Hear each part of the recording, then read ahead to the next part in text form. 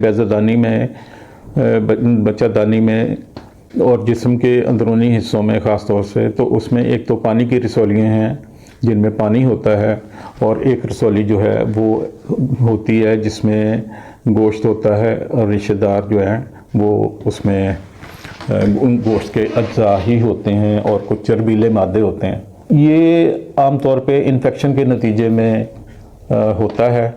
इसमें जिस्म में ऐसे फासद मादे जो प्रॉपरली जो सही तरीके से जिस्म से खारिज नहीं हो सकते वो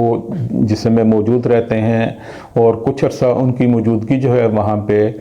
इन्फेक्शन कर देती है, और इन्फेक्शन के नतीजे में जो है ये रसौलियाँ मार्ज़ वजूद में आ जाती हैं, जिनमें पानी वाली रसौली भी है और चर्बी गोश्त वाली जरदार रसौली भी है। कि बड़ी वजूहत जो हैं वो हमारा तर्ज़ ज़िंदगी है, जो आसान तर्ज़ ज़िंदगी है कि हम घरों में ख़वातीन, हमारी बच्चियाँ, बहनें